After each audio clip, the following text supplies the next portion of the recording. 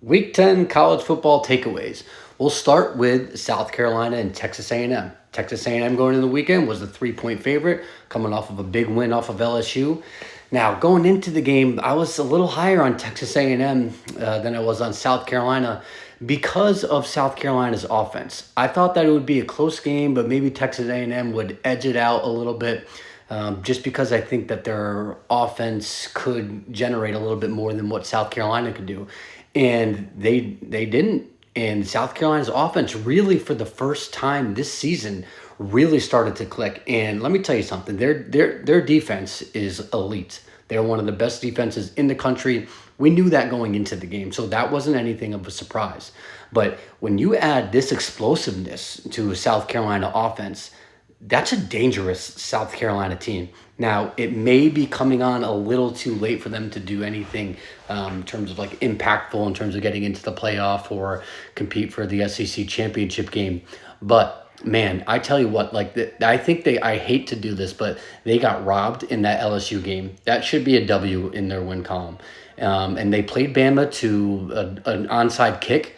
So like they are a really good team. But what most impressed me this week is their offense. And you know what? Lenore Sellers didn't light the world on fire. He was 13 of 27 for 244 yards. Like that's just getting explosive plays. But 13 of 27 is not anything fantastic.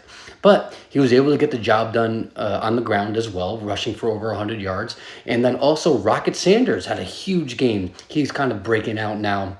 He rushed for almost 150 yards.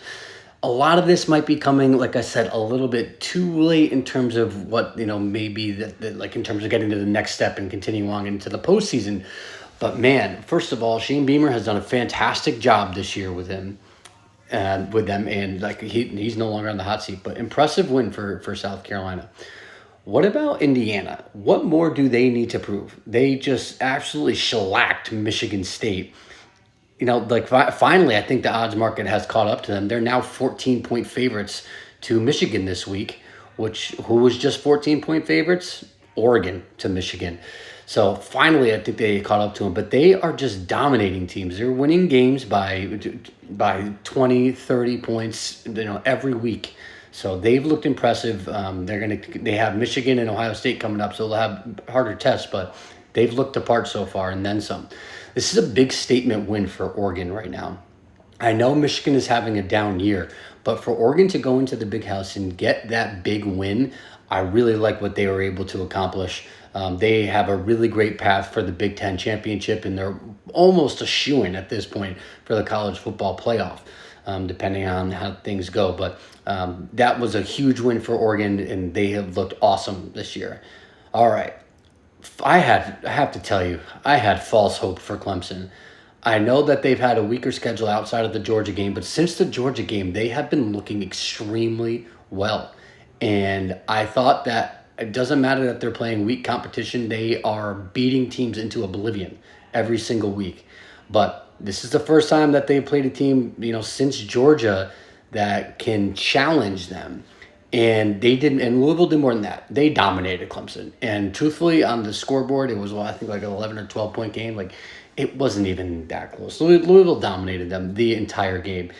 Clemson reverted back to what they looked like the past 2 years in terms of what their offense was. They ran the ball and short screen passes, and that's a pretty easy offense to defend. And there's no threat. So I had really false hope for Clemson. They are way more down to the middle of the pack or top of the middle of the pack in the ACC than I thought they were. I thought they were real contenders, but this weekend showed me that they are not. Miami, they are operating under a no defense, no problem. Their offense is just that elite, and they're able to put up 40, 50 points every single game, and no one can score with them, even with a leaky defense. So until proven otherwise, Miami is just going to continue to keep rolling teams because no one can stop their defense. The Big 12 was setting up to have such a good opportunity to get maybe get more than one team in, with Iowa State being undefeated and BYU being undefeated and Kansas State still continuing to compete for that Big 12 title. that's all gone now. They just have eaten themselves up, and they have done it all year. But this one was like a fatal blow to them. Now they still have BYU undefeated, which is great, but just a conference that just keeps beating itself up, and no one really rising to the top now outside of BYU. What about Lincoln Riley? This is a bad loss, a bad season for them. They're 4-5. What's going to be the future for them? I think it's going to be pretty hard to get rid of him, but there's nothing in the future, like forward looking, that Lincoln Riley is really doing that leads me to believe that he's going to get things on the right track. Now, their defense has improved. He did make some good offseason hires there, but they're not recruiting the way that they need to recruit to compete in the could be the best conference in America.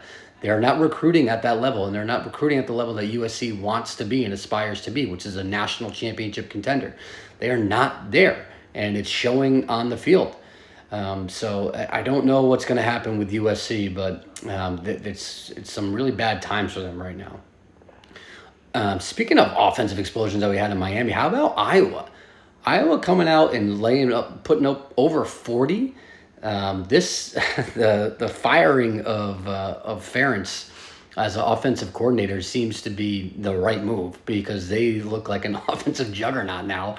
A lot of that is due to Caleb Johnson, but they made the switch to quarterbacks. They stopped playing Cade McNamara because he hasn't been any good, and they put in Brendan Sullivan, and like that sparked a new ignition for them. So that's just a very welcomed offensive explosion that we had in Iowa City, and they hope that continues. Lastly, SMU has a real chance to win the ACC. They have been looking good ever since they made the switch to Kevin Jennings. They just blew out Pitt. So they've been an impressive team. And to do this in your first year in the ACC is really impressive.